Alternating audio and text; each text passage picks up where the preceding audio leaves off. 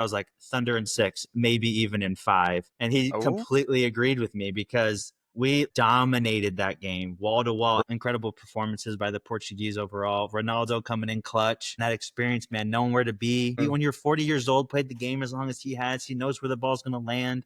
He knows what guys are going to do. I need this to go one of two ways. I need him to come in and really, really help us out, or destroy our season so badly that we can get Arch Manning in the next draft. Hey guys, it's Stallone. I just wanted to hop on the podcast really quick and ask if you guys wouldn't mind subscribing to the channel on YouTube, following us on Instagram, checking us out on Apple Podcasts and Spotify, following us there, rating us. That would really help us out a lot. Liking the videos on YouTube would go a long way and would mean the world to us. Sam and I work very hard every week to bring you guys our perspectives and opinions on the world of sports on the podcast, and we appreciate each and every one of you that tunes in every week. But without further ado, let's get into the podcast.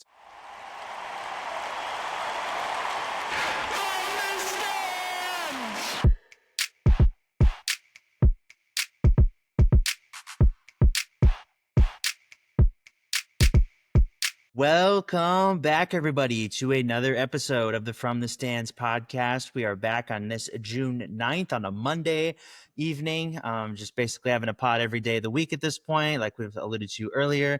9:18 the time here for our recording session here.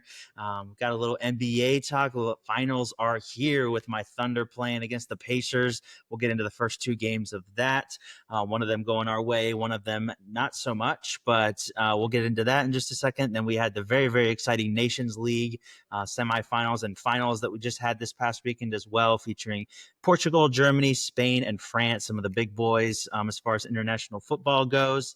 And then the end, we'll just wrap it up with a little golf. So a little preview, I guess, of the U.S. Open coming up this coming weekend. Scotty Scheffler, the heavy, heavy favorite there for obvious reasons. We'll get into that a little bit later, like I said. So, but before we get into all the exciting things going on in the sports universe, Fezzy boy, what's been going on with us recently? Oh, not a whole lot. I think I say that every week because that's not a whole lot. But not a whole lot, and then you ramble for 10 minutes. I ramble for 5 minutes, and our intro ends up being 10 minutes long. So I'll try to do better. But no, we had a fun weekend. You and I and a couple of buddies went golfing this past weekend. So that was fun to get out there, play 18, and absolutely just suck at a sport that we just never play. But like, it's just the most frustrating thing, man. Like it's the best sport, but the worst sport at the same time, and it is just so hard to get good at. But it was a good time. I was glad that we were able to get out there.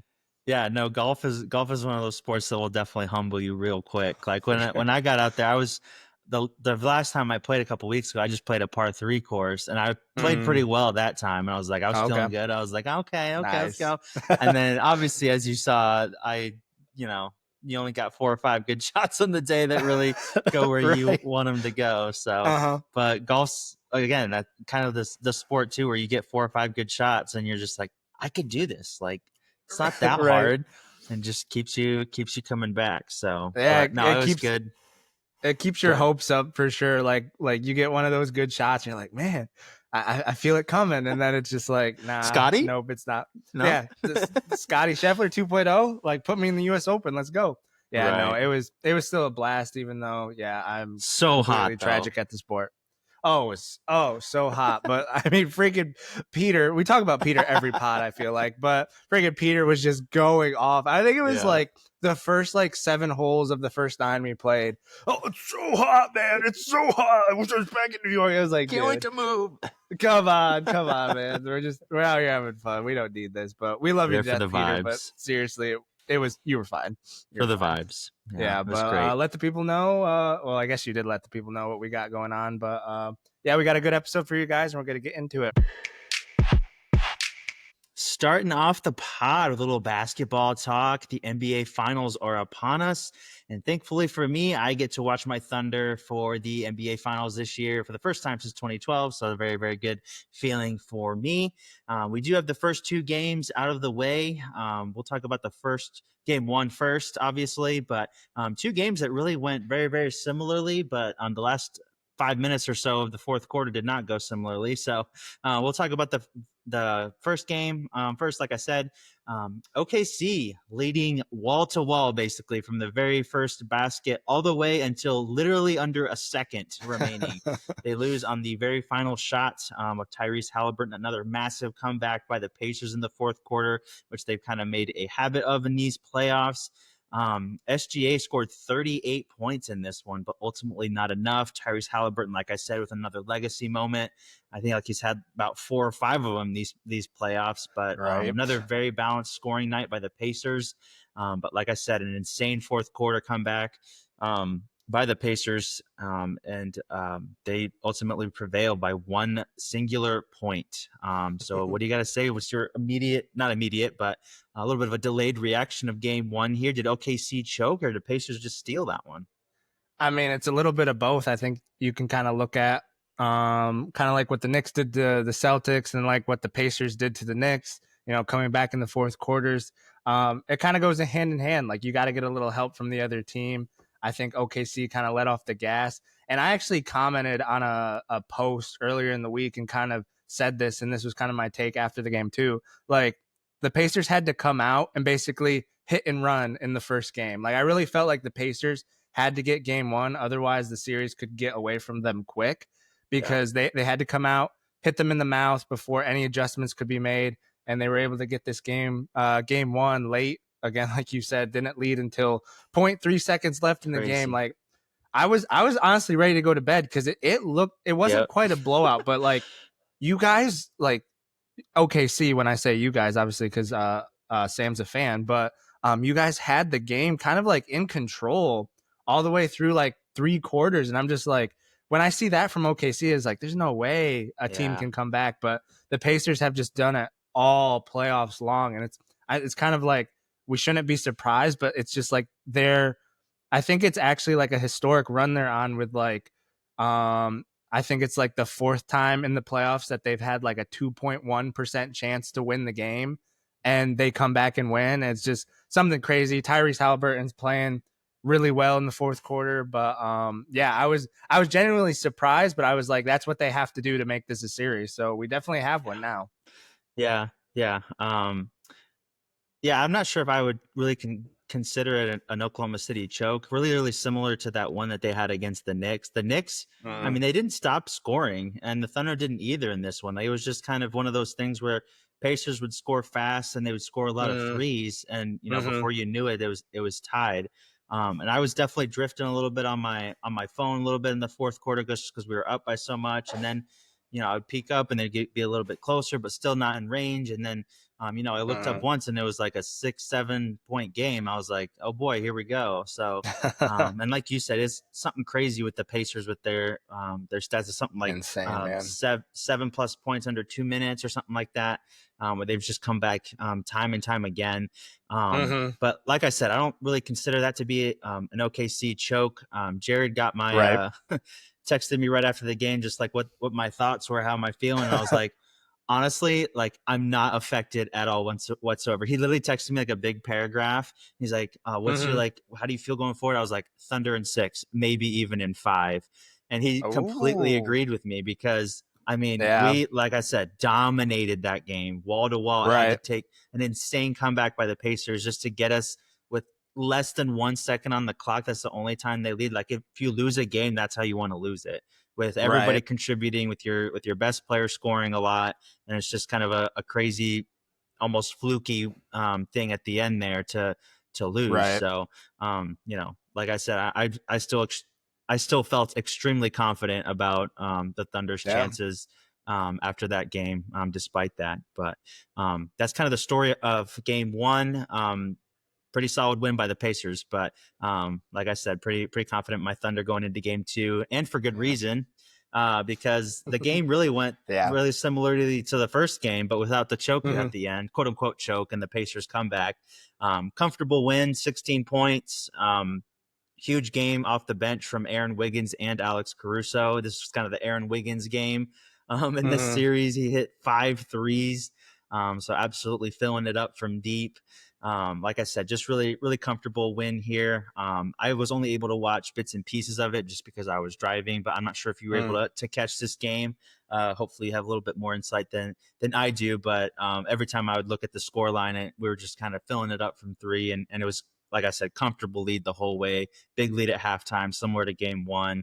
And obviously, we learned our lesson from the first game, not allowing that comeback again. So Yeah, it was very reminiscent of, I'm gonna get the game wrong, but it was like 4 or 5, maybe even 3. I think it was game 3 against the Timberwolves where it wasn't really the defense. Your guys' offense just really showed out, and you were just like had an answer for everything the Pacers were doing and some. Because like in the first game, I mean, another thing that made that game crazy was the Pacers turned over the ball in like a historic rate, at 19 turnovers in the first half. So it was definitely your defense yeah, in that game, which made it seem like even more improbable that they came back. But I mean, we already talked about that game. But this second game, like the second half of the second quarter, you guys really like turned it on, got that lead, and then from there you just held them off. Like even though the Pacers came out in the second half, they were scoring at a pretty good clip. They were hitting threes, but you guys just always had an answer and just kept them at arm's length the whole game and had the game under control the whole entire time. Um, for the Pacers, Halliburton was just not aggressive enough in the first half. He kind of turned it on, like he had 12 points in the fourth quarter, but like it was a little too late. They really need him to show out, all throughout the whole game, like 40 minutes at least. But I just really think that was just a great display of your guys' offense. Your bench was huge. I think, like you said, Aaron Wiggins had a great game. Caruso defensively was great as always, but he had 20 points off the bench. Like your bench and I mean, Shea's going to get 30 plus every night.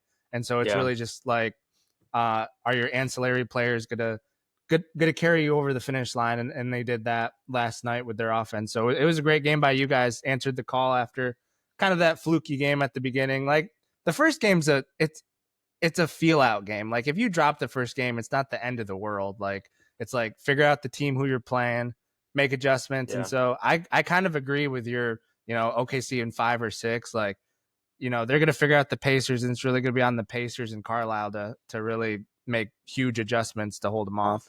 Yeah.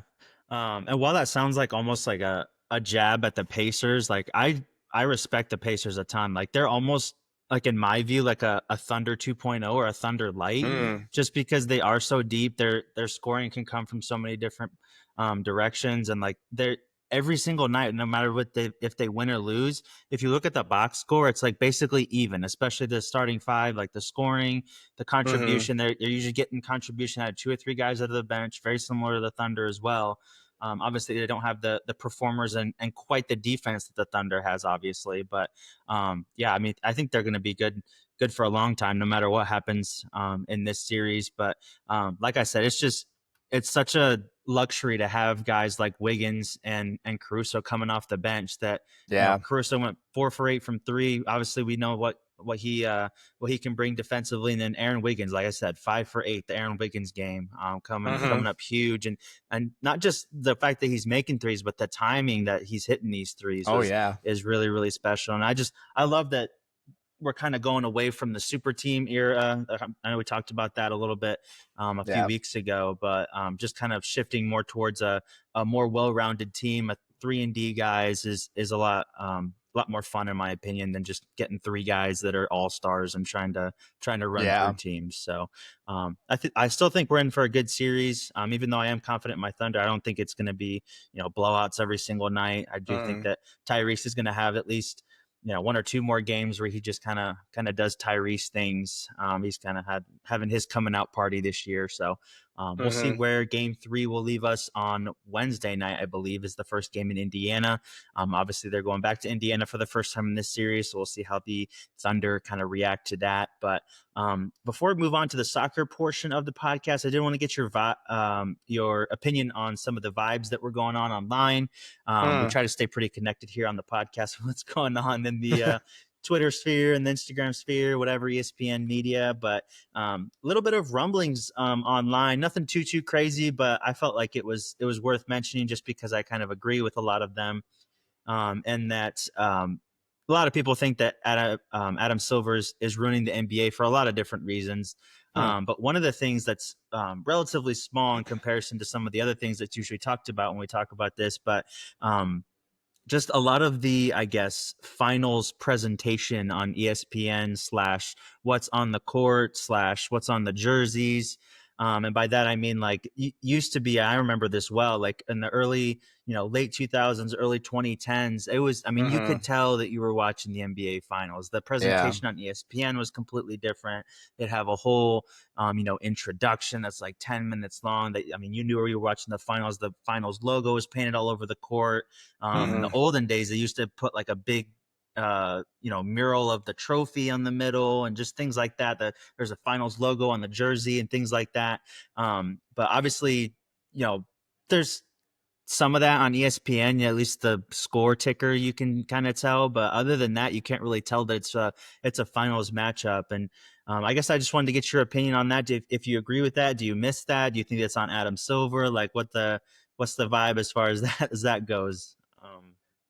Yeah, I mean, I agree with what you're saying. Like it's kind of like a shame because like in my opinion, like that's not very hard. Like why would you Yeah. take that out? And I did see that they added like the Larry O'Brien trophy onto the court this last game, and a lot of people were online saying like, man, they really just gave us like you guys wanted this, here you go, just slap it on the court type thing. It looks like a sticker out there, but yeah, I think a little bit of like the nostalgia is lost in like not doing like the pageantry, if you will, of the NBA finals, with having like the art on the court and the patches on the jerseys and stuff like that. I have noticed that this year, and for whatever reason, I really think it's because of the smaller market teams. It is not pushed as much as other Right. finals have been. And it's really a shame. Like it's getting Yeah. annoying at this point. Like I'll turn on Get Up, and I think First Take does a better job just because Stephen A is more of an NBA guy than he is of the NFL. But like all I hear is like, who are the Knicks gonna hire? Are the Knicks gonna get Giannis? And then, oh yeah, by the way, we have the NBA Finals going on, and then Aaron Rodgers signed, which we'll get to in the podcast because that is big news. But then it's like, Mhm. well, is Shador going to start? And it's like, dude, you have a major American sport in its final series going on. Like Yeah. that should be the lead on like every major sports talk show. And I think that's the biggest travesty is that it's just like, you know, yeah, sure, they're smaller markets, but like you guys play into that as well. Like, give it more exposure then. Like, you Yeah. guys, you're the media, you control the narrative. Like, Right. the more you talk about it, the more people are going to care. And it's just like, but I Yeah. do miss the nostalgic aspect of all the different artwork that they used to have. I wish they would do it because, like, in my opinion, it's like it doesn't take too much effort to do that. Like, it's not costing you that much more. Like, what's the reason for not doing it? Yeah. Yeah. Definitely. I think um, that's kind of one of the big problems that Adam Silver's had during his tenure as commissioner. Is just it's the NBA in general has just become so much more corporatized than it used to be. Like instead of the finals logo, we have corporate sponsors everywhere and more commercials Mm-hmm. and all that stuff. It's just kind of one of the several things that um, maybe it's some of it's his fault, maybe not all of it is, but it'll come down on his shoulders just because it's happening now. And I think you make a good point with the NFL too. That's something I've heard a lot about too. Like the NFL does an incredible job at marketing every single one of their franchises, whether they're in a small Mm-hmm. market or a big market. And um, they may have the advantage too of some of those smaller markets having a lot more legacy and history than the NBA does, like Green Bay versus an Indiana per se. But Right. it doesn't matter. Like the NFL markets, I don't want to say equally because obviously that's not the case, but they do a great job of marketing all their teams. Like, just they do a lot of things obviously better than the NBA. But if the NBA really, would lean into some of these smaller markets, especially because so many of the quote unquote smaller market teams have some of the better teams obviously than a lot of the bigger markets. Now they're trying to push LA, they're trying to push the Knicks, and Right. yeah, they have okay teams, but like, it's still Mm-hmm. there's great team in Detroit, which if you can consider them a small market, obviously OKC and Indiana in the finals. Milwaukee, even when they were winning, like I feel like they didn't get the respect that they deserved. So Mm-hmm. just kind of a recurring theme here that I think is really frustrating. But we'll Absolutely. see if they change course in the coming years. They're already talking about the All-Star game being changed again for next year. Okay. I know, So man. that's that kind of a uh, different topic. But yeah, we'll see where this series goes in general. I think, like I said, but we're in for a really good series overall. Hoping my Thunder can pull it off. That'd be pretty great for me. But yeah, very much looking forward to that game's I'm about to say game seven, game three on Wednesday night.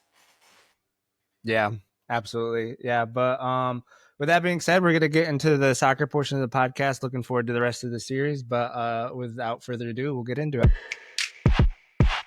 Alrighty, hopping over the pond as we usually do. Not for club soccer anymore. Obviously, all that has concluded as we touched on in the last episode. But we have a little international football, which I always love. Got some big boys going at it in the Nations League semis this past weekend. Portugal, Germany in the first semi, and then Spain and France in the other semifinal. Can't get much bigger than this, basically, as far as European countries go, at least in my opinion. We'll start off with the first semi with Portugal and Germany. I think Germany were actually coming into this slight favorites. They had Mm-hmm. this whole semifinals and finals tournament, I guess you could call it, at home. So that's a pretty big advantage just off that.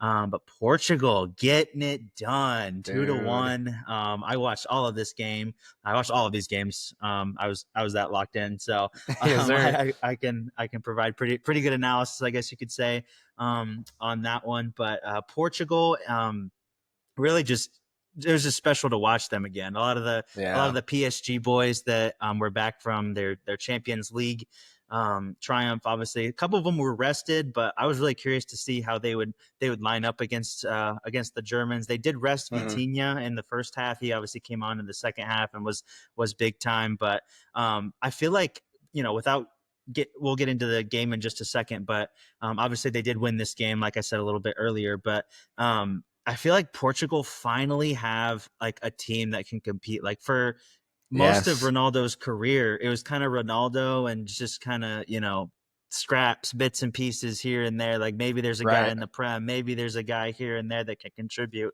But you can make a case that they have, world class or just A-level players at basically every position now. So it's really cool to see that and everything. But they do come out 2-1 victors in this one. Germany actually nabbing the lead through a Florian Wirtz header.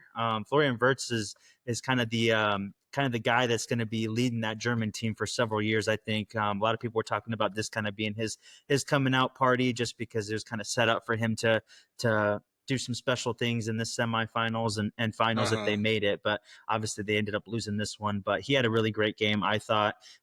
Joshua Kimmich, they actually honored him before the game. He's a 100th cap for Germany. Love that guy. He's just kind of a Swiss Army knife of play, Yeah, man. plug and play wherever. I believe he actually assisted the goal as well. So really Mm-hmm. solid goal there. But Portugal able to come back, made several subs right after halftime, or maybe even 10 15 minutes into the second half, that really made all the difference from them.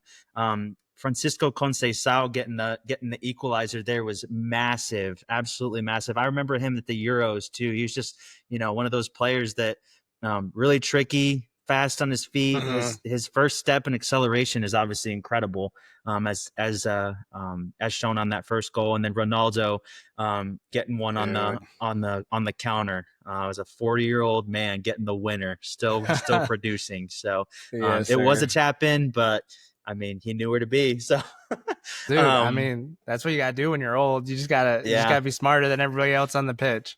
Yeah, I mean, they said it on the broadcast perfectly too. Like just his positioning, knowing, like, I mean, he was behind that offside line when they first got the ball. Mm-hmm. Just kind of knowing how to play it, staying on side to the pass and everything. You know, Yeah. not all tap ins are just kind of as simple as they seem. But what did you see in this game, and how did you think Portugal played, and what did you think about the Germans kind of letting one slip here a little bit? Yeah, I mean, they were the Germans.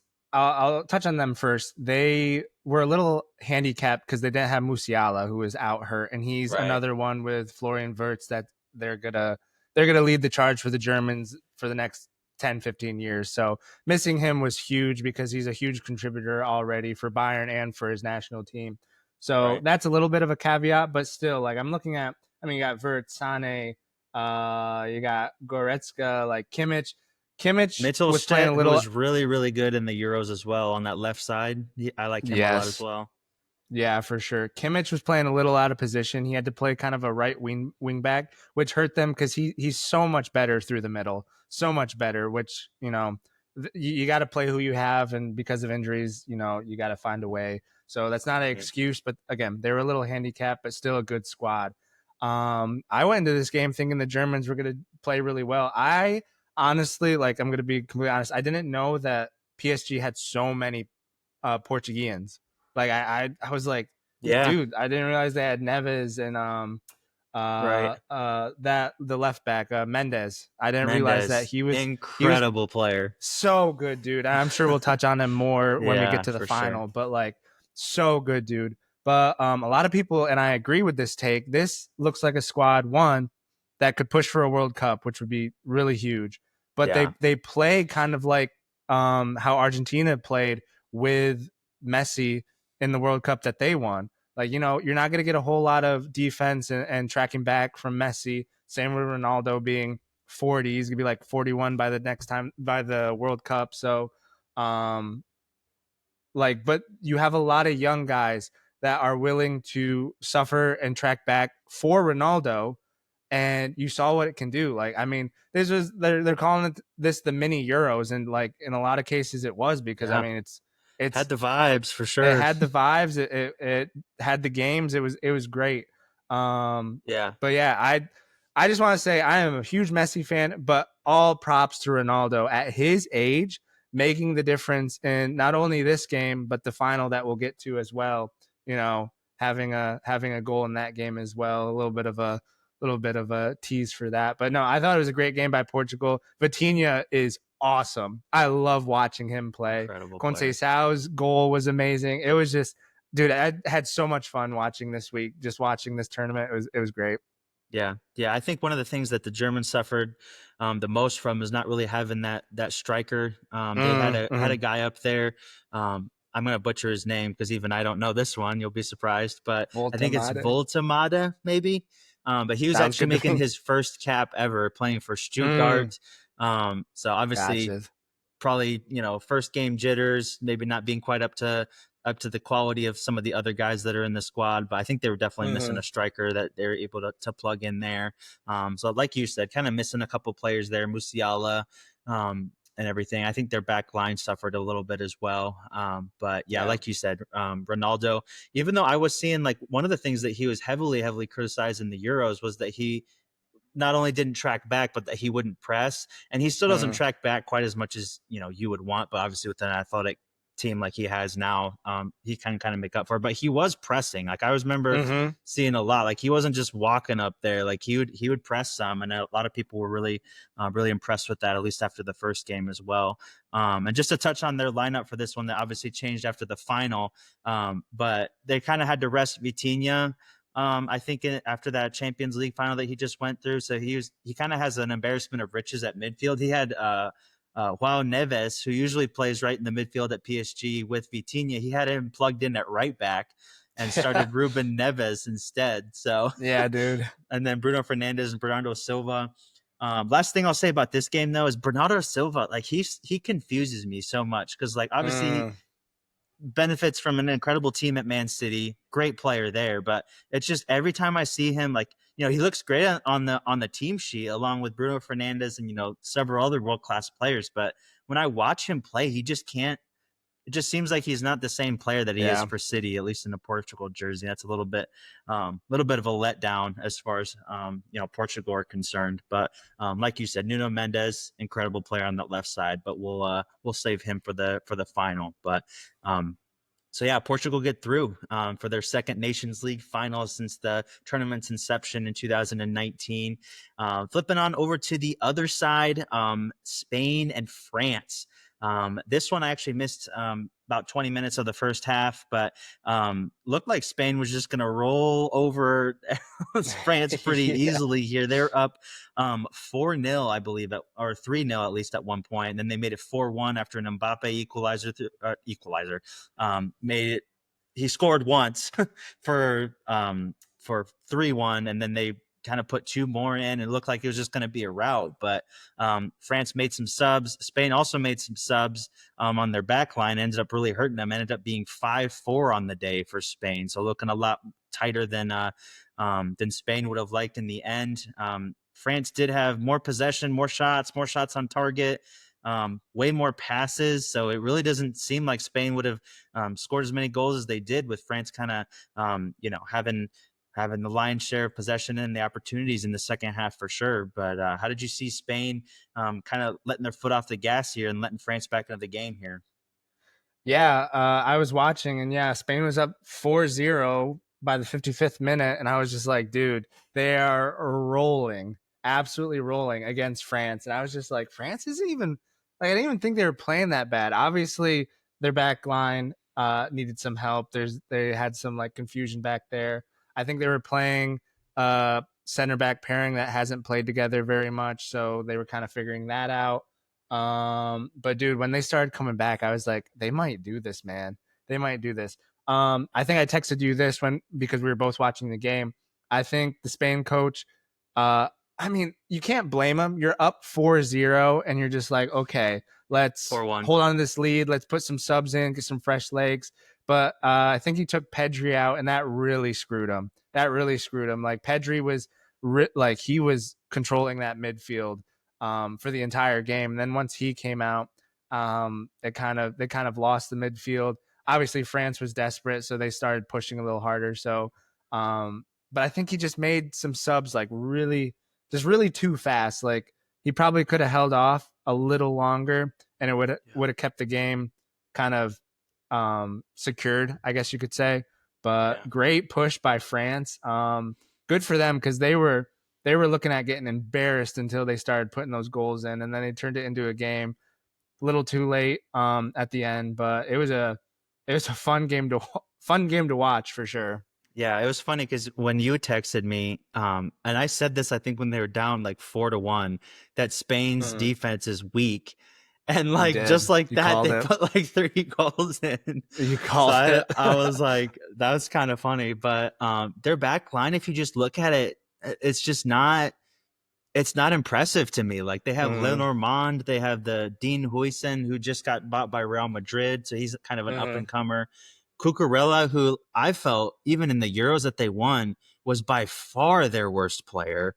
Like he was just kind of covered up by some of the other great players that they had around him. And then Pedro Porro from Tottenham on that right side. That's just, I don't know. Like you feel like with a front three of Mbappe, Desiree Doué, and Dembele on the right, like they would be able to kind of slice up there and just kind of be able to almost score at will, almost do exactly what Spain was doing to them. But obviously they put in some goals there at the end. But I think France was also suffering from a little bit of a weaker back line. They were obviously missing William Saliba, who's really the anchor of their defense, and having to play Longley there, who I haven't even heard of since his Barca days. I don't even know where he's playing, to be honest. Probably at Betis, because they take all the old timers. But so they were suffering a little bit. But you got to give it to France for really trying. I thought it was on after they scored their fourth goal. A little bit too late, 90+3. But yeah, great game overall. Lamine Yamal had 2 goals in this one. This was kind of his. He's been saying, he was talking a lot before these games were going down, and a lot of his PR team was working overtime, saying that if Spain win this, he's going to win the Ballon d'Or, all this stuff. So he did have a good game in this game, and obviously some of his other boys did as well. I like Nico Williams a lot too. He's been rumored to Arsenal quite a bit. Love his play as well. We'll get into him in the final, but there's one ball he had over the top where he trapped in. It was just like a foot in front of him. I was like, bro, that's the signs of a good winger right there. So, but yeah, we'll get into Mbappe in a second as well. But he did score in this one. Kind of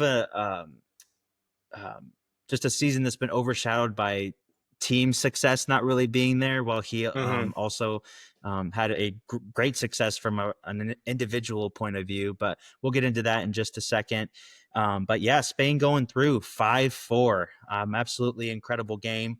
But yeah, we'll move on to the third place game now. Germany and France. France coming away with the dub 2-0 here. I didn't watch too much of this game just because it was really, really early on Sunday, so I kind of had some other things going on. But what do you think about Germany here? We'll kind of don't have too much to say about the game itself, but are Germany in trouble here going into another World Cup with Nagelsmann at the helm, or what? I know we touched on it a little bit in the first game, but not looking like their usual self after a couple tournaments here where they've really struggled.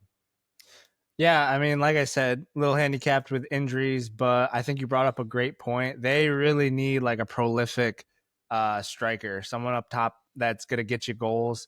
Yeah. Because they uh like I didn't even know the name of the guy that started. Like you said, this was his first start and stuff like that. Who's the guy that made the move from Dortmund to West Ham? Like Fulkrug? Fulkrug, yeah, he made the start Fulkrug. in this one along with that guy, but he I was mean, kind of he's like their most notable striker right now, and it's just like crazy. that's not good. That's not good at They got all. to bring Thomas Muller back, bro. Pull him out of retirement, do something, man. Yeah, not a good look because Sam, I think, said it at the beginning of this segment. This tournament was held in Germany. Who went in to that Portugal game, I think, as slight favorites in that game to get to the final, and have a chance to win the Nations League on home soil, which would have been huge for that team. Obviously, was not the case. Come away with a third place win. Or didn't come away with the third place win. France ended up beating them. So really not a good look for the Germans at all. I think they have a good coach. They got to figure out the striker. Got to get some guys back, but they're still a good squad. We were talking off pod. They're still probably at least top 10 in the world right now. Like they I haven't mean, dropped yeah, at least they top haven't 10. dropped that far off. They have really really good talent, up and coming talent, and some youngsters like Musiala and Verts. They have some good experienced players as well.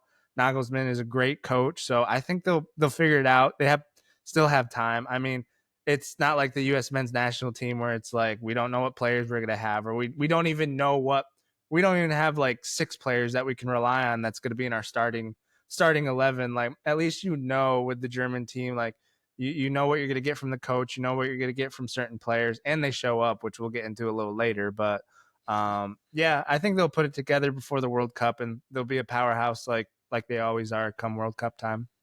Yeah. Yeah, definitely. Like I said, some strained years, I guess, for the German national team. They had a pretty decent Euros on home soil, but obviously didn't get as far as they would want to as the host country. And then again, embarrassing themselves in both of these games, losing both, Yeah. was not going to be great for them. Obviously, after they won the World Cup, they went back to back, losing or going out in the group stages, which obviously is nowhere close to their standard. So, like you said, I think they have a really good coach in Nagelsmann. I think he'll get it figured out. Whether or not he has the talent that's up to some of the other bigger countries in Europe right now. We'll see. I still think there's some holes, like you said, really missing a striker, Uh-huh. missing kind of a center back pairing that you can really rely on. But there is one position that I would be remiss if I didn't mention, and that's the goalkeeping position. Ter Stegen, absolutely incredible against Portugal at least. Uh-huh. He was pulling some saves from I don't even know where. There's that crazy double triple save maybe even when they were just assaulting his goal and he was pulling some incredible saves. So it's kind of unfortunate he hasn't gotten to play for the German national team just because he was always behind Neuer. But Right. I think kind of now is his time to shine. And if he can put more performances like that together, I think he'll be their number one for the foreseeable future, at least through the World Cup. So. One more player I did want to touch on and touched on a little bit earlier is Kylian Mbappe. He scored in both of these Nations League games. He actually had a pretty great season for Real Madrid. He actually set the Uh-huh. record for most goals scored in their first season at Madrid, eclipsing Ronaldo's 34, I want to say. I think Mbappe ended up with 38 on the season. So, Mm. A trophyless season from Madrid outside of their UEFA Super Cup win at the very beginning of the season was kind of overshadowed, by his his great season. But what do you got to say about Mbappe kind of having a great individual season, not necessarily translating to team success necessarily, but widely regarded as the best, if not one of the best, or amongst the top of the players in the world.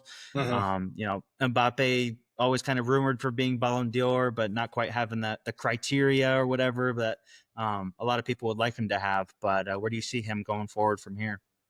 Yeah, I think the expectations that were set when he signed for Real Madrid is really what hurt him. Like, I mean, I was on the pod back when he signed, saying literally, I was like, dude, the next 6 Champions Leagues you're gonna win. Because I mean, if you look at them, Jude Bellingham, who had I wouldn't say horrific season, but he definitely took a dive Step back. this Yeah. season for sure. I guess he was dealing with some injuries, but just not really being able to put together. Like on paper, this is like one of the best teams in all of world football, and I guess that expectation that came along with it really is what hurt him. Because, like you said, if you look at the stats, setting records, playing super well, had a rocky start to the season, trying to figure out because he's always played on the left side, and cutting in and coming, but they had him playing centrally up top, kind of figuring out a new way to play, not really, knowing where to be on certain passes, and he doesn't track back a whole lot, which definitely didn't help the team as well. But yeah, really just Yeah. overshadowed by the expectations of a great season that everyone thought they were going to have, and then obviously not having. Out in the Champions League, didn't win the league. Barcelona really overshadowed their season with having a great season. So, but like you said, he's just one of those players that's consistently great. Like if this is considered one of his down seasons, like they're going to be fine next season. They got Alexander Arnold coming in, few Yeah. other signings. Spain's young center back, is it Dean Hausen? Heisen. Yeah. Heisen. Yeah. He's signed for Most them. He's coming Spanish in. name of all time. I know, dude. But yeah, like you were saying, it's just like, I think just the lack of team success really overshadowed the individual success that he had. And again, it's right up there. Probably won't win the Ballon d'Or because everyone's, political, and it's Real Madrid and no one likes them and this, that, and the other. But Yeah. I guess we'll get into that a little bit later. But yeah. Yeah. I mean, based on stats, maybe he'd be up there, but I wouldn't give it to him this year just because I feel like you have to have some club success to be Right. really up there. But yeah, I generally agree. I think he's going to have a great year next year. I think, you know, a lot of the criticism of him personally this year has been unfair just because he's kind of been doing his part. Mm-hmm. But just, the team hasn't been there, obviously riddled by injuries the whole year, especially on the back line. So we'll see how Real Madrid are able to retool, as well as France, really. Yeah. Kind of getting some of their guys back as well, gearing up for the World Cup next summer. But yeah, that'll kind of do it for the third place game there. France getting a third place, which doesn't mean too much, but congrats. I guess. But Oh man. yeah, moving on to the final game, Portugal and Spain playing to an absolutely incredible game. Yes, I sir. would say, ending at 2-2. Going into extra time and actually going the distance and going all the way to penalties, and Portugal winning the Nations League Huge, man. 5-3 on penalties without missing one. Portugal retooled their starting lineup, like I mentioned a little bit earlier. Vitinha did start, which I think was huge, just controlling that Mm-hmm. midfield with Bruno Fernandes. Bernardo Silva actually did start as well, but he came off pretty early in the second half as well. But yeah, just really, really solid game by both teams, really. Spain came in with basically unchanged starting 11. I think Zubamendi came off the bench last game, but that was kind of the biggest change for them. Really back and forth game, I would say. Portugal scoring first, and then Spain scoring first, and then Portugal grabbing an equalizer, Spain scoring again. Portugal coming back once again. But what did you think about this game as far as regular time is concerned? And we'll get into penalties in just a second. But how did you see this game going? Yeah, I came in with the expectation that Spain was actually going to be the better team, and they were Yeah, me obviously too. favorited after that game with France, which they almost choked, but just seeing their dominance in the first half of that game, I think everyone kind of had them pegged as the favorites to win this game. But Portugal, man, I mean, we've kind of just talked about it leading up to this game. They are for real. They got a lot of really good young players, energy, and in the international game, that's what you need. You need young players that can do the work. Obviously, when you're not playing together all the time, you need talent to kind of push you over the top when what's the word, not camaraderie, but kind of like the chemistry isn't quite there because you're not playing together all the time. So like the individual talent really takes over in certain spots, like with Vitinha in that midfield, controlling things and being able to spray passes out to the wingers and Ronaldo up top. But yeah, Spain ended up scoring right away, like 21st minute, and I was like, okay, this might be the start of A little bit they of might get mistake in rolling. the back there by Portugal to kind of gift him that one. Right, a little bit of a gift, but I was like, maybe this gets Spain rolling, and maybe it's not a game after that. But then you had Nuno Mendes with a great take in the 26th minute to tie the Going through game. several guys there. Yeah, for sure. I mean, dude, he's great. Like, we could spend a It's whole podcast amazing, talking about amazing. Yeah. him. Like, dude, Lamine Yamal was absent in this game. Like, Yeah. nowhere to be found. Nuno Mendes was putting in the work I can tell defensively. you where he is. He's in Mendez's pocket. That's where he's in at. his pocket, dude, for sure. But I think I was telling you this off pod, and I'm big on Lamine Yamal, and he has time to one, grow athletically, but two, grow into like his soccer maturity as well. He's great for his age right now, but he's just gonna get better.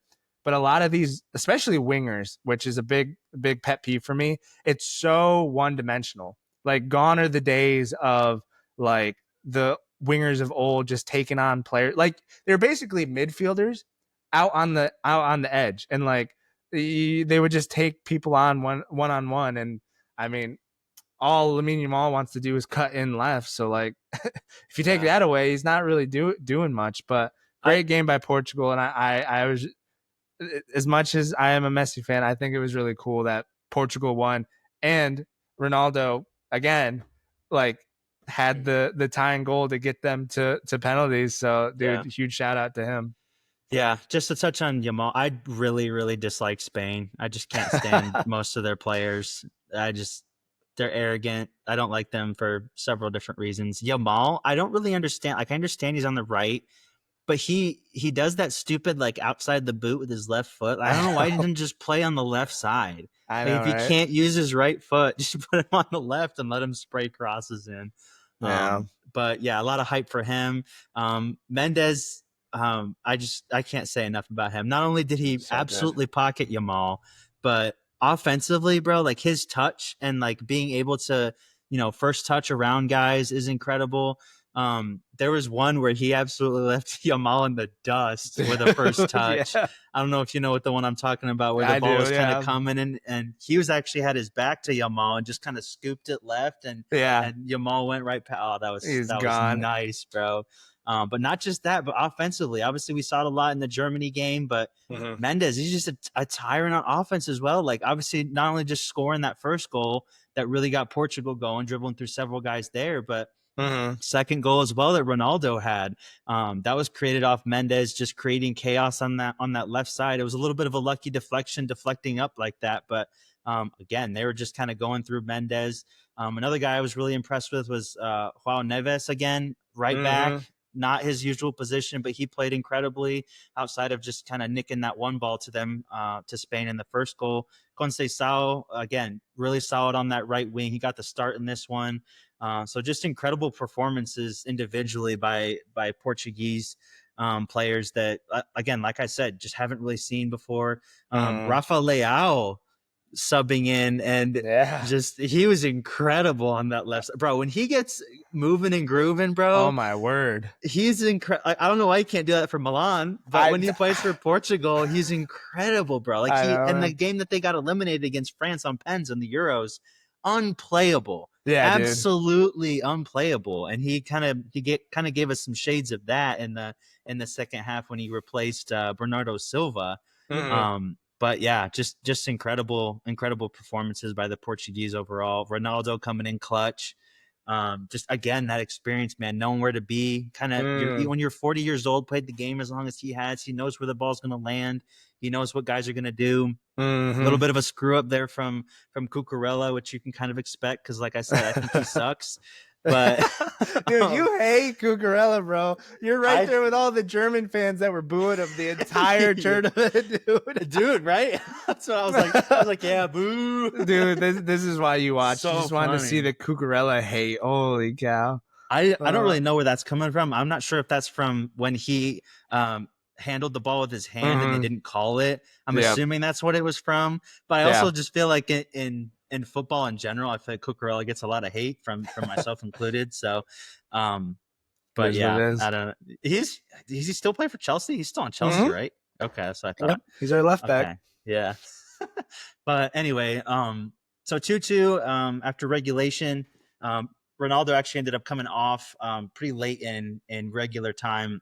Gonzalo Ramos actually replacing him in this game. Most of extra time was basically uneventful. Kind of both teams kind of waiting for penalties. I felt like, which is a little Mhm. bit dangerous. We've seen that not really work out for some teams in the past. But going to penalties, um, basically everyone making their penalties. Really solid penalties. Nuno Mendes took a pen. His was the best one out of the lot. So just an absolutely insane performance from him. But Alvaro Morata, the Oh one no. miss on the day, I feel like everyone in the stadium, everyone watching, knew that he was gonna No. miss. He Like was if not you confident at all, he dude. did not look like he wanted to be there. He didn't like he looked rushed. He looked concerned. He looked nervous. Like it was not a great you could just No. tell he was gonna miss. And that was very opposite from not just his Spain teammates, but from the Portuguese as well. I felt like all of the Portuguese were really confident. Vitinha's penalties are just so cold. Nuno Mhm. Mendes top right, Dude. and then Neves getting the last one. But yeah, poor Morata. I feel like he's kind of Dude, another he's guy that people love to hate on. He has his moments where he does really good, and then just other yeah. moments where he doesn't do as great, and he's just kind of gets made fun of a lot. But what did you Yeah. see in this penalty shootout here? Yeah, it was interesting. Well, before the penalty shootout, I thought it was very like I love Isco and stuff like that, but like you had a few younger guys that you could have brought on as the Spain manager. So Yeah, I think he's going to take a lot of heat after this game because of some of the substitutions that he made. Like you had Danny Olmo, you had the yeah, I forget his Gavi, name, Gavi, the other youngster from Barcelona that comes off the bench. Grimaldo, no, No, Fermi Lopez. Fermin No, Lopez, yeah, yeah, Fermin Lopez. You had him. You just had some guys that you could come on that were a little younger. Nothing against Isco. Just I mean, when you need energy, like maybe an extra time to grab a goal before penalties. I don't know if Isco's quite the guy to come on that late, but yeah, obviously took his pen, took it well, scored it. But I just feel for Murata, dude. Like he's taking so much heat, and it's yeah. partly his fault because like I don't know what it is. Like where was it that he like was super prolific and then he just started team hopping from like He was at Juventus, Madrid, Chelsea back to Real Madrid. He, really? Did he have yeah, like it a was. great season there or something? So his best season, at least in my view, was the 16-17 season when Madrid Okay. was coached by Zidane, and they basically had two squads. They would have a Champions League squad, and they were so Mm-hmm. deep that they could run out a second squad in the league that was equally as good with Isco and Asensio, and Morata was Mm-hmm. a part of that kind of that B level squad where he bagged a bunch of goals and Okay. got his big move to Juventus, and then Madrid bought him back, and then he went to Atletico after that. So he's kind of a money laundering scheme after that, but kind of hopping teams. But yeah, that was Yeah. kind of what his breakout year was with Madrid that one year. Yeah. So I just feel bad for him. Like one of the commentators said that you could tell he just wasn't confident. Like as soon as the whistle went, he took his pen, no waiting. He was just like super anxious, just ready to get it over with. And you could just tell in the run up and how he took the pen. It wasn't a confident strike at all. So Yeah. unfortunately, he's the reason that Spain doesn't win the Nations League. But at the end of the day, what you gonna do? Yeah. Yeah. Obviously, like we said, Portugal getting the Nations League dub here is their second Nations League that they have won in the fourth iteration of the Nations League. Um, Ronaldo winning a trophy at 40 years of age. A lot of people had Crazy. him written off. A lot of people had Spain coming into this game. One more thing I wanted to say about the game before we moved on to a couple of the talking points after the game was just Diego Costa here, their goalkeeper. He's coming up as kind of a penalty specialist. Obviously, Yeah. saving several penalties in the Euros when they went to penalties against Slovenia, I believe, and then going to penalties with France as well. Obviously, saving this one against Morata. He's still playing at Porto, but a lot of rumors of him moving to a big club this We'll take summer, him. and yeah, you will, rightly so. I think Man U is the big shooter right now, Oh, but really? Okay. we'll see if they're willing to splash the big money. But yeah, he had another great performance as well. Yeah. But moving on to some of the kind of talking points, I guess we could say. The first one being the Ballon d'Or. Obviously, as I said a little bit ago, I think Yamal is got a PR team that's been working overtime the last few weeks. He's kind of, I don't know, man. Like, I want to like the guy. I really do, especially this super young teenager, beasting at 16, 17. But Mm-hmm. his posts online make me like him less. Just chirping, like, kind of taking shots at Dembele. Like, Dembele hasn't said a word the A whole word, no. week or two. Man's won four trophies at PSG.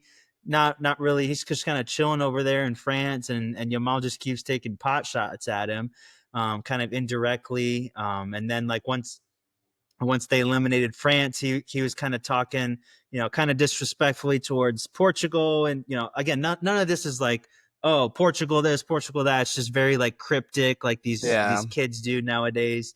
So obviously he's kind of leaning into some of that PR and some of that Ballon d'Or talk. And he was quoted as saying, if they wanted to play for the Ballon d'Or in this tournament, let's play for the Ballon d'Or. Obviously that didn't really work out too hot for him. What do you got to say about the Ballon d'Or race now? Should we base it off this tournament here? And if so, are we giving it Vitinha, Neves, Mendes, or any of those other guys that are playing for PSG that have won 5 trophies on the season now? I mean, I feel like Dembele still's got it wrapped up just based on club You would success. hope, man. You would hope. I really hope. I've been on this podcast and I'm a Barca fan, and I've been on this podcast and I do not want Lamine Yamal or Rafinha to win it. I'm just saying that now. So if you guys think I'm biased towards them, I'm not. I would give it to Dembele or one of those PSG boys. I don't know. Find a way to give it to Ronaldo. I feel like that'd be a nice little story for That's the what political. all the Ronaldo fans want.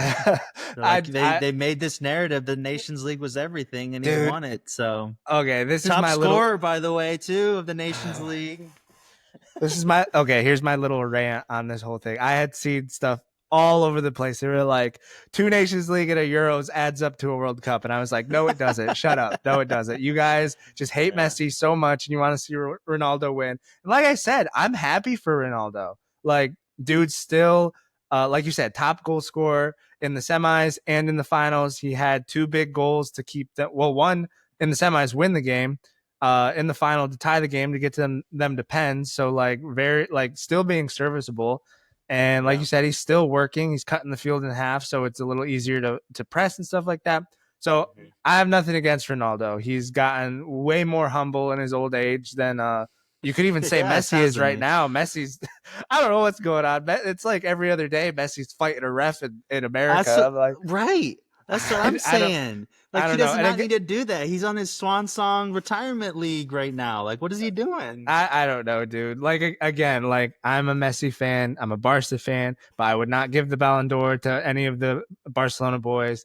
And I'm joking. Don't give it to Ronaldo. But I'm just saying, like, if this was the tournament for the Ballon d'Or. Anybody mean, that's got their head screwed on straight is not even considering Ronaldo. I mean, he who, plays in Saudi, he's putting up good numbers there, yeah. but no, there's no Who way, who would you give it to? Like I really don't know. bro. Like I would say Dembele because like he was really the focal point of that PSG team. They had like like riches upon riches in talent with like Vitinha and Mendes. I just feel like he was more of like the focus point of that team. But like, Mhm. I mean, you could give it to Vitinha, Mendes. Like Mendes would probably be my second choice, but I don't know. Interesting. Yeah, for the record, I am a Ronaldo fanboy, but I do not think that two nations leagues even comes close to a World Cup, even with the Euros on top of that. Hey, you might get one next A year. lot of people are talking about that, saying that the Nations League is harder than the Copa America, not the World Cup, but the Copa America. Breaking it down, maybe they have a case. That might be Maybe. might be a conversation for another episode. But back to your question, like I would give it to Dembele Mm, ultimately. Like Agreed. best player, best stats on a team that's absolutely dominated Europe. I know he didn't have a great Nations League with France, but it's just 2 games. But mhm. I really don't understand why Vitinha is not getting more love for the Ballon d'Or. If you watch PSG, if you watch Portugal, I know the guy's only like 5'7", but he plays like a giant, man. He Yeah, controls man. everything. He's so under control. He's so like level-headed. He's just incredible to watch. He's a joy to watch, at least in my opinion. He's in the engine room. I don't know. I can't say enough about him and how Mhm. prolific he is at the position. His touch is great. He spraying balls over the top. He can shoot. His penalties are incredible. So I know he doesn't have the stats of a guy that you'd give the Ballon d'Or to, but obviously, like you said, he's been on that PSG squad that won everything. He's got a Nations League bagged now. His first trophy is for Portugal. I know Nuno Mendes is up there, and I would be okay giving it to him, but like I don't really see a left back winning the Mhm. Ballon d'Or. Like Yeah, they don't do that. unless he's Marcelo or something where he Right. puts together several more seasons of what he's doing right now. But like I said, I don't know why Vitinha is not getting more love. Maybe just because PSG play in France and it's not quite as there's not as many eyes on him. But Mhm. definitely would give it to Dembele over Yamal. But now that we're on it, like let's just talk about it, I guess, for just a second. Don't have to go in too far into it. But what do you think, Nations League versus Copa America here? I do have a stat to throw out after you Okay. give your opinion, just because I saw it on a reel earlier. But just really quick, like 30 seconds, a minute. Like, what do you think about that question there? Yeah, I mean, there's some legitimacy to it for sure. I'm of the opinion I love South American soccer because I am partly South Mhm. American, and that's mostly what I grew up watching with my dad and stuff like that. Hmm. But I do believe that a majority of the best soccer is played in Europe currently, club and nationally. So I mean, it's basically a mini Euros because, like we were saying, it's it's what they both have in common is the teams take it seriously and they send their starting squads. But like in South America, you got like Argentina and Brazil, and then you could maybe throw like back in the day like Chile in there, but they're not quite there Uruguay. anymore. But Yeah, then you got Uruguay. but then you got like a drop off from like maybe 3 teams and then it drops off. You got like the Mhm. Perus and Bolivias and stuff like that.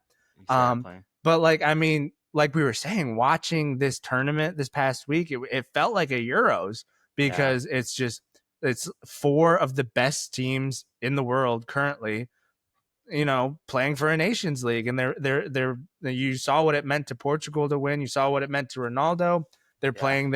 They're playing their A teams. They're strong A teams. I mean, like if anybody, and I'll rant about this later. We'll get to it, but if anybody has a reason to sit out, it's all those PSG boys who literally just played in a Champions League final 8 days ago. But no, Mhm. they're playing for their national team in Yeah. the Nations League, which it's not the Euros. You could say like, yeah, sure, sit this out. This is kind of like our Gold Cup, but Yeah. it's not. They take it seriously, and I would probably lean. I don't know, give it a few more years, and I think the Nations League will be. I don't want to use the word more important, but it definitely is the more competitive tournament. I would say It's getting for there. sure. Yeah. Yeah. I basically agree with basically everything that you were saying. the stat that I was going to give out is like the average. They took Argentina's last Copa America win and then Portugal's most recent Nations League win, and they averaged the FIFA ranking Mm-hmm. for the teams that they beat and they went up against. And I think I can't quote the stat exactly, but for Portugal, it was something where like 19 or 20 was the Mm. average FIFA ranking, and Oh then wow. for Argentina, it was like 36. Oh wow. So like what you were saying is exactly, my opinion on it. In South America, like you have Argentina, Brazil, I would put Uruguay in there. Mm-hmm. And that's really it. Like Colombia used to be good, like, Right. at those World Cups, but they've kind of fallen off. Chile is at the bottom of the World Cup qualifiers right now, and they used to be a solid Yeah. squad. So like after those three teams, there's just not much there. They have a couple good players that are sprinkled down some random countries in there, but just not really impressed. And like if you look at the average European nation, they have guys that are playing at big clubs basically everywhere around the roster. I think it's much more difficult to Mm-hmm. be a middle of the road European team than playing a middle of the road South American team that you're just going to roll over more than likely. So Right. I basically totally agree with what you were saying on that. I wouldn't maybe quite say it's better or harder to win quite yet, but like I said, it's on their way for sure, which Yeah. is a great segue into just the last point as far as the Nations League goes, and talking about the legitimacy of the tournament. When FIFA originally created it, or UEFA, I should say, a lot of people scoffed at it, including myself. I was like, "Oh my word, this is just another tournament where they're gonna get hurt all the time, and it's just for money, whatever." But now I think it's great. Like just looking at the four editions that we have had from it, the countries are taking it seriously, the players are taking it seriously. The Mm-hmm. final four from basically every edition has been the teams that you want in there, the kind of the top four teams at the time, like the Portugals, the Netherlands, England's been in there, Italy's been in there twice, France have won it, Spain have won it, Portugal twice, Croatia, Germany, so Belgium's in there. So like it's Mm-hmm. the teams that you want to see, at the final four, which is, I think, Yeah. if the best teams are kind of rising to the top in this tournament, I think it's a kind of shows you that they're taking it seriously, and they're obviously giving us crazy good games now, just back to back to back to back here. And I think it's great. And like I said, I think it's, they're well on their way to kind of rivaling some of these other competitions that we've gotten used to. Mm-hmm. The narrative is always going to change. Like before this edition, this was a Ballon d'Or decider, but now that Ronaldo's won it, it's like, oh, Nations League, no Right. one cares, whatever. But Yep. yeah, I like it. I don't know about you. Yeah, no, I love it. Like I said, it felt like I was watching the Euros this past weekend, and Yeah, honestly, with how disappointing as a neutral, how disappointing the Champions League final was, I was like, yeah, dude, finally some really really good soccer to watch. I was for like, dude, sure. that felt good to watch. It felt like a summer that we had the Euros, and it was just cool. Yeah, yeah, for sure. Yeah, I totally agree. Speaking of the summer of soccer here, we do have the Gold Cup coming up, starting on Saturday, and then a Club World Cup also starting on Saturday. Not really sure how the Club World Cup is going to kind of shake out there. I feel like a lot of the teams that are going to it maybe aren't going to be sending all of their players, which will be Mm-hmm. interesting. Obviously, this is the first edition of it here in the U.S., so we'll see how that kind of shakes out. But we will have kind of a little bit of a preview into the Gold Cup and Club World Cup on Thursday when we come at you with another episode. But wanted to touch on actually two last things. First of all, being the the U.S. MNT, as they call it. Fezzy boy, you got another rant for us here after we lose to Turkey 2-1, with basically a B/C level squad here, with many of our A level players choosing to or just being left out of the squad entirely here. Yeah, I mean, first I'll start with the game. I didn't watch this, didn't even know it was happening. That's how much I've kind of just, I wouldn't say given up, but like just out of the peripheral of my mind, just don't really care right now, especially when we're not sending our A team, which is what I'll get to in a little bit. Just how we lost that game was just abysmal. I mean, even like one of our more experienced players, Cardosa, like just clearing the ball into a Turkey player and just bouncing into the goal, what are we doing? And then Turkey would end up scoring like a minute later, and then they would just hold on to win 2-1. Right. McGlynn, is that his name? McGlynn? Jack McGlynn. Yeah. Jack McGlynn. He's a bright spot. He took his goal. That was a banger, dude. That was crazy. Coming in from the right side on the wing on his left left foot, curling it in. Great goal. So that's the bright spot in the game. But what I really wanted to get into was the fact that we have a lot of our senior star players sitting out for whatever reason, Club World Cup, too tired, this, that, and the other. I've been on this podcast saying this is the problem with our team. And I actually was I was listening to a lot of commentary on this today. And I made this point a few weeks ago. In other countries, they die to be with their national team, whether it's a Nations League final. How much it meant to Ronaldo and all exactly. them boys. And that's what they're pointing to. Like you just see what it means to play for your national team in other countries, South America or Europe. But then when it comes, I can't even say North America, because when it comes to Canada, and Mexico, their stars are there. Yeah. They're hungry to play. They're hungry to compete. But no, when it comes to our, the biggest thing, and I saw this isn't my own take. I'm kind of taking it from different people, but Christian Pulisic sitting out. Okay, fine. Sit out for your team. You're not playing for anything. Sit out for AC Milan. You're not playing for anything there. Like if you're going to sit out for everything. But no, he's showing up day in and day out for AC Milan because that just shows what's most important to him. And if our U.S. men's national team isn't that important to you, if it was any other country, you wouldn't even get picked. They'd be like, oh, you don't care about this team? All right, we're going to bring someone else in who's hungry to play. But because you're Christian Pulisic, obviously we're going to bring you in because we're hurting for talent on this team.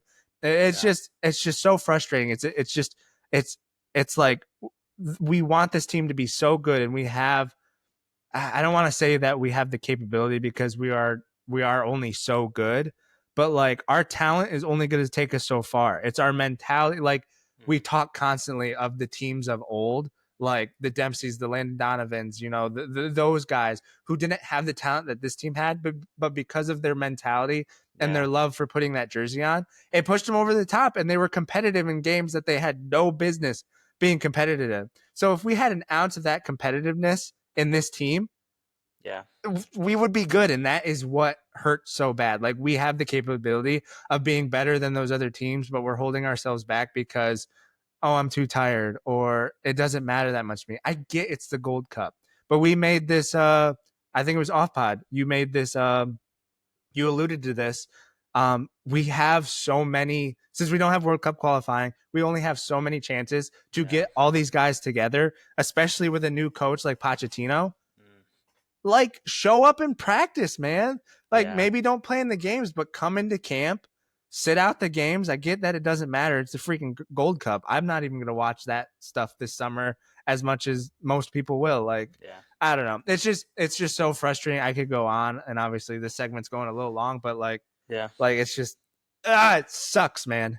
Yeah. The only thing that I'll add on to that is I think kind of what you were saying, like some of these other guys, man, like what would Luka Modric do for Croatia to win a World Cup? Like what would some of these other guys, like they would give their left leg if it meant they would never play football again for them to win a trophy for their country. Like I know we just mentioned, but Ronaldo, when he won that Euros, like, I mean, the things that he was saying, it just meant everything to him. Like, when have you ever seen him like cry like that? And he just won the Nations League. It was for Portugal.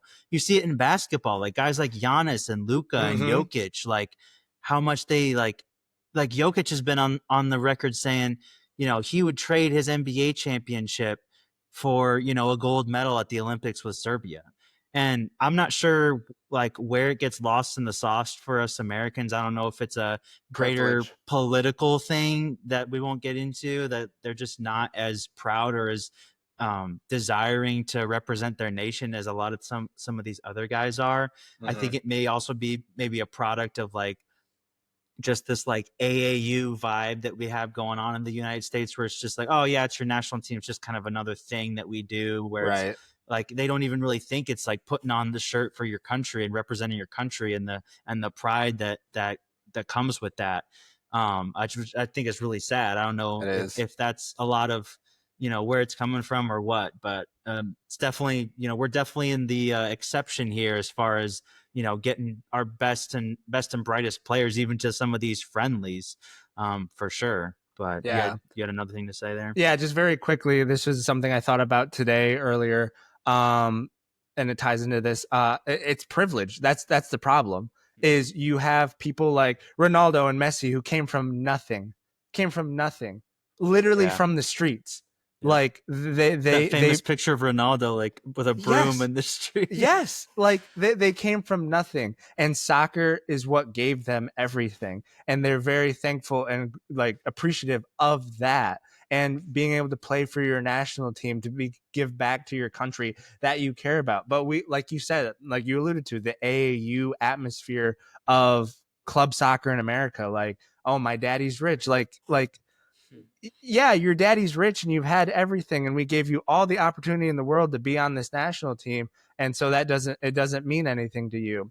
And I think over the weekend with the TST, like the soccer tournament going on, Josie Altidore had something to say where he was just like, dude, these amateur soccer players are like incredible. Like, why aren't we giving an infrastructure for guys like this that get pushed to the wayside? Guys like Messi and Ronaldo who started from nothing, why don't we give them an opportunity to play for our national team? And I'm not saying like these guys are as good, but I'm just saying like people that would appreciate playing for the national team would go a long way. And so I just wanted to throw that in there. Like, Yeah. I'll say it right now. It's privilege, man. Like, it is Yeah. straight up privilege why they don't care. Yeah, I mean, one of the ways that Ronaldo has almost 140 just international goals is that every time there's an opportunity or, he gets called up to play for each country, he's there every single time. Like, I know a lot of the goals were maybe Yeah. against inferior competition, but that could also be a reason for him to be like, no, I'm not going to go. Like, we're playing, whoever in this Euro qualifier or whatever. Like, I'm not going to be there. But no, it's like what he's doing to represent his country. Obviously, a testament to his longevity and really never getting hurt either. But yeah, it's very frustrating. And like I said, we're seemingly the only country that struggles to get their top notch players to come play for us, which is very frustrating with, like you said, Right. very minimal opportunities as we're already qualified for the next World Cup to really get in game time. So last thing I wanted to mention here, just because it hits a little bit closer to home for me, obviously Inter Milan hiring a coach here after Inzaghi left after their Champions League defeat. Christian Chivu is now in charge of Inter Milan, Romanian player here. He actually played for Inter Milan for several years here, 07 to 14, won basically everything there is to win in Italy. He's got 3 Serie A's, 2 Copas, couple Super Copas. He's won the Champions League, the Club World Cup with Inter, so kind of a club legend there as well. Before that, he played for Ajax, spent some time at Roma as well. He's been at the academy for Inter basically since he retired in 14, kind of just moving through the ranks there as well.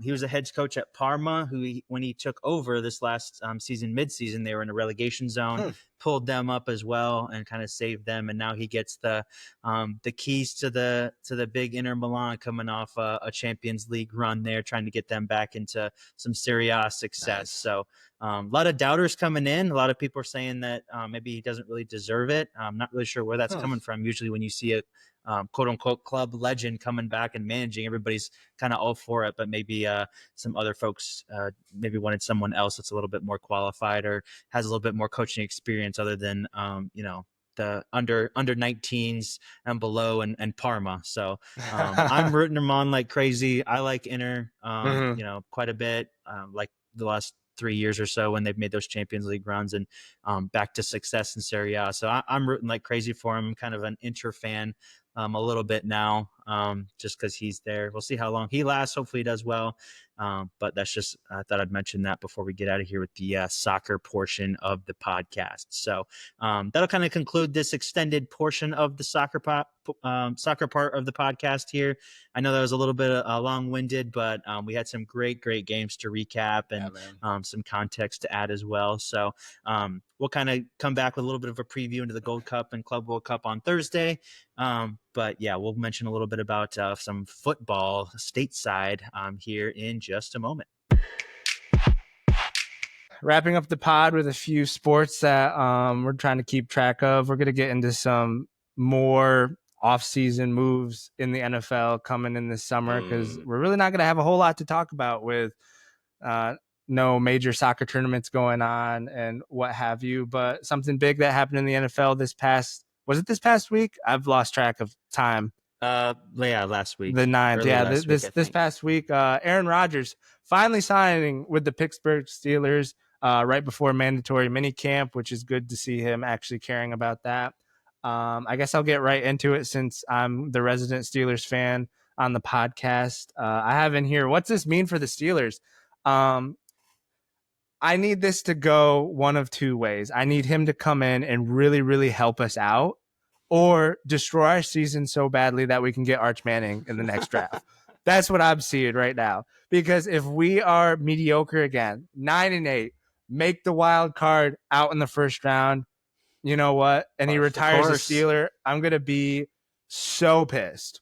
So pissed because we have been in this just like, oh yeah, like we have a winning record, but like what's a winning record do if you don't have a winning record in the playoffs? So I was again, I mean I'm on record on the pod months ago saying I don't want Aaron Rodgers near us, but at this point he's the best thing that we can get. I mean, I didn't want to roll out the first week of the season with Mason freaking Rudolph. Granted, he's got the GOAT. Granted, he's gotten us to the playoffs, but I mean, he has a winning record as the starting quarterback. I mean, I'm glad we have him as a backup. So, not super happy with the Aaron Rodgers mood, but I'm glad that we're rolling him out instead of Rudolph. I'm not as high as on your Oklahoma State boy as you are, but I'm not high on him either. Yeah. But yeah, I guess that's my only take. Really, is just like I just if he comes in and he can get us better than a winning season, take us to the playoffs. If he wins the first playoff game, a wild card game, I think that would be a success getting Aaron Rodgers because we are just hungry for any sort of playoff success. But if it goes super poorly and we have a losing record for the first time in forever in Tomlin's tenure, and we can actually get a competent quarterback in a better quarterback draft coming up next year, that'll be a win as well because this is a punt or all in situation, and I don't know. I just feel like Aaron Rodgers isn't quite the quarterback to do that. But I just wanted to send it over to you to kind of get your opinion on this because this kind of it's a big talking point in the NFL currently. Yeah, I think he's better than what you had last year for sure. I know a lot of people, are doubting Aaron Rodgers now. I think that Achilles injury really set him back like a lot more than maybe he would have been at this point if he didn't tear his Achilles. I think it's solid. I don't think that they're going to make a super. I think there's way too many other departments that you guys need help in outside of quarterback. Like this isn't kind of what he was signing up for with the Jets, that they were seemingly a stacked team and just kind of ready to go to the bowl kind of situation.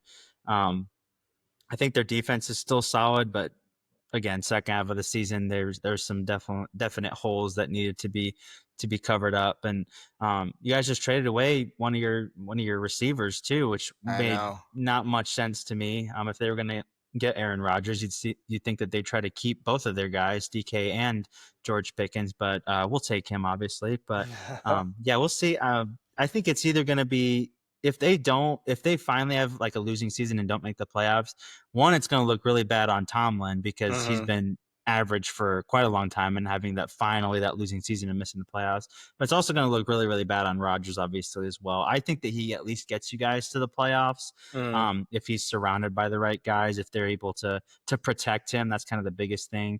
Again, I think he'll be better than what you guys had last year. But yeah, it'll just really depend on, some of the other pieces that they put around him as far as weapons go outside of DK Metcalf, maybe a couple tight ends, and what the defense is going to look like, obviously too. I think I still want to root for the guy. I still remember watching. He was one of my favorite quarterbacks to watch when he'd run around, early 2010s in Green Bay and those teams that he had in Green Bay. I really love to watch him. I think he throws one of the prettiest balls I've ever seen, including everybody that I've ever watched. So I'm hoping that he can put together another another great season, at least get them to the playoffs. From his perspective, I can't really see, like, obviously they're basically the last suitor that really wanted him, Mhm. but I don't really understand why he would necessarily want to go there, because I'm assuming that he would want to compete for a Super Bowl like one last time. And I don't really see that with the Steelers unless he sees something that obviously the rest of us don't see. Yeah. Obviously, he likes Tomlin a lot, but yeah, we'll see kind of where that leaves everyone else with the Yeah, Steelers.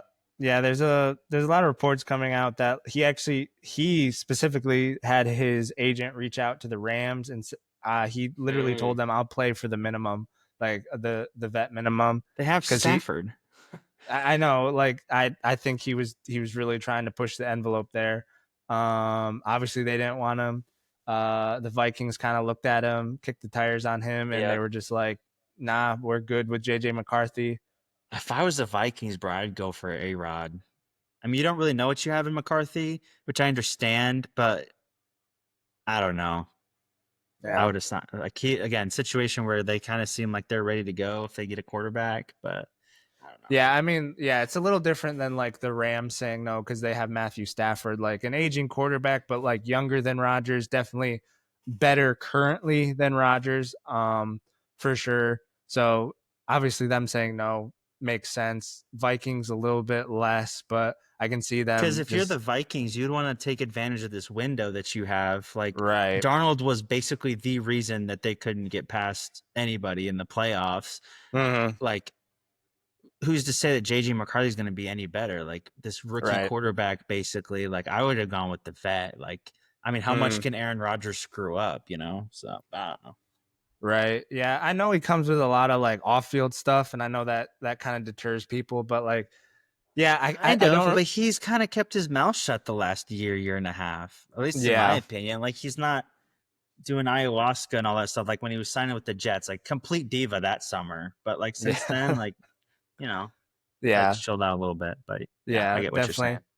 I think this was kind of a forced pairing for sure because on both ends, like obviously Rodgers wanted to play for the Rams or Minnesota first before the Steelers. They said no, so the Steelers was kind of the last option, his third option. Same for the Steelers. They wanted Matthew Stafford. He re-signed with the Rams. They wanted to keep Justin Fields. He ended up going to New York. So then they were kind of left with like, okay, we'll kick the tires on Kirk Cousins. Kirk Cousins isn't going to work out. So really, I mean, if you look at it, he was kind of like their Aaron Rodgers was kind of their like third, fourth option at the end of the day. So it's really kind of both of them were kind of looked at each other and was like, well, no one wants us. You want to do this? And they were both like, yeah, sure. And I feel like, he signed a $10 million deal, 1 year deal. We'll see how it goes. I don't see him re-signing. We'll definitely get a quarterback or try to get a quarterback next year, depending on how our season goes. And I just think he didn't really want to retire with his legacy ending with the Jets, how it ended. Yeah, Come have a winning season with the Steelers. You're kind of true. almost guaranteed that with Tomlin, to have above 500 season, sneak into the playoffs, play a I guess playoff that is game, better than the dumpster fire that was the Jets. So right? I get that. Retire with a historic brand with the Yep. Steelers and kind of ride off in the sunset. I feel like it's just a good move on his part. We'll see how the season goes, but again, I'm hoping for one or the other, and we'll Yeah. see how that I, that goes come I do NFL like that he's season. going to like a legacy franchise. Like I wouldn't want him to go to the Jags or something like that, where it's Right. just kind of like whatever. But Yeah. the first week one, man, Steelers Jets. So Steelers Jets that's is going to gonna be be get some popcorn ready for that one. yes, for sure. Justin Fields against Yeah. Aaron Rodgers. Yeah, that'll definitely be must-watch TV when it rolls around for sure. Speaking of must-watch TV, this coming weekend we have the U.S. Open at Oakmont Country Club in PA. I've actually watched a ton of videos on like I like watching YouTube golf because it just like I don't know, it's interesting to me. But they actually had a lot of the YouTube golfers play Oakmont like a week before this past week, leading up to the U.S. Open. This course is crazy, dude. I Yeah. think last time the U.S. Open was there, 2016, I believe Dustin Johnson won it, and he won it. I think it was only I'd have to pull it up, but I think there was only four at the top of the leaderboard. There was only four guys that were under par for the entire tournament. Wow. I think it was like um uh 4 under, I believe. 4 under Dustin Johnson won it. But it was like, That's crazy. That's yeah, some crazy this hardcores. course is no joke. And just watching some of the one of the YouTube golfers groups I watch is actually a PGA Tour. He's currently suspended because he had a little run in with like Live Golf and whatever. But he's actually a PGA Tour player, and like he was struggling out there. So I'm just like, dude, this is about to be crazy. But uh, we'll definitely talk more about this on Thursday when the tournament kicks off. Scotty Scheffler definitely coming in as a heavy favorite. DeChambeau definitely up there. He is the current champion, winning the last U.S. Open in dramatic fashion against Rory McIlroy. But obviously, we're both Scotty fans. But do you see like a dark horse, or you kind of like see it's kind of Scotty's tournament to lose with his current form coming in off a couple wins? How do you see this going? Yeah, I'm gonna go super chalk and just say that Scotty's probably gonna win. He's won 3 of his last 4 tournaments that he's played in, so it is kind of his to lose, at least in my opinion. Don't really know how he usually does at this golf course. Haven't really looked into that too much, but a lot of people are talking about Rory, but I didn't watch too much of the tournament that just happened this past weekend, but I did see that Rory was like 150th or something crazy, got cut at Oh, the really? Canadian Open. So Oh no. he was coming off just a stinker of a performance. So he's going to be looking to get back into it as well. I'm not really a Rory believer, to be honest. Like everybody Mm, made a big deal about the career Grand Slam, and that's cool, but homie hadn't won uh, a major since like 2014. yeah, Like, I was 15 years old then. So, yeah. but yeah, there's a couple guys that I like. I could see Victor Hovland, Mm, making some noise as a little bit of a dark horse. I do like Bryson a lot.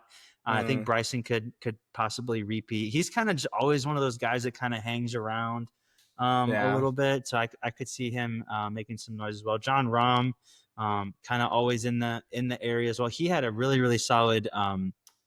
Was it Masters? Mm, Or no, he was a PGA. He was a PGA. mm-hmm, He was kind of right up there with the big boys, and then mm-hmm. had a terrible kind of back nine on the final day that knocked him down a few spots. But those are some of the guys that I could see doing well. But I think it's Scotty's to lose for sure. Yeah. Yeah, DeChambeau's kind of like he's more of like a bridesmaid never the bride type deal. A little Obviously bit. has the US Open win. He's won some tournaments for sure. So Hmm. he is a winner, but like it's kind of how Phil Mickelson felt playing in the Tiger era. Like he would have been the best in the Yeah. world if it wasn't for Tiger type deal. Phil's going to be playing this He weekend, I is. He believe. is chasing the Grand Slam as well. This is Yeah, true. uh does he have two in the Grand Slam right now? Like this, or would this finish it off for him? Again, This would guys, finish it we're off. we're we're sorry if we sound like super like not informed. We are new to like kind of keeping up with the golf scene, so like bear with us as we as we kind of Dude, start getting our information. But so this is one thing I actually do know, because Phil, like the very minimal golf I would watch when I was a little bit younger, it was always mhm. Phil. And this is the US Open's the only one that he has not Oh, won. And he's come okay. in second 6 times at Oh the US no, Open.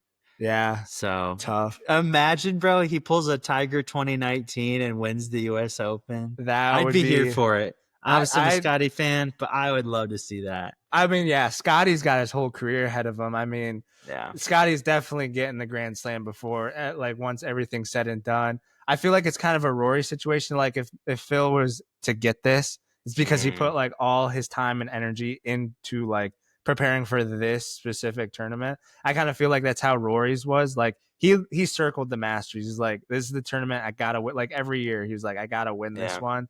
And just like the mental and physical toll that tournament took, I don't think Rory. That's kind of why Rory hasn't played well after. Like, I mean, that just took everything out of him, and I could see the same for Phil if he were to win this. Yeah. Yeah, I saw that Phil got I think it was third place at one of the live Yeah, one this of the past live weekend or tournaments something like this that. past weekend, I think. So he's Yeah. playing good golf, but Yeah. PGA is a different animal. But we'll see. It's a different animal for sure, but we'll definitely be keeping an eye on that tournament this coming weekend. Be interesting to see. Let us know in the comments who you got winning that, and yeah, we'll definitely check that out and come at you with a little bit more on Thursday after that first day wraps up for sure. But I think that's a pod, Sammy. That is a pod. We appreciate you guys for tuning in with us again. Sorry for coming to you at you late. Probably get a pod in on Thursday, double up since we missed last week, just to make sure we keep up with NBA finals and everything kind of happening before everything slows down for the summer, where we'll be able to kind of catch our breaths. But we'd appreciate if you guys check this out on YouTube, Apple Podcast, and Spotify. Like and subscribe, follow, do all the things, and we will catch you guys on the next one. Peace.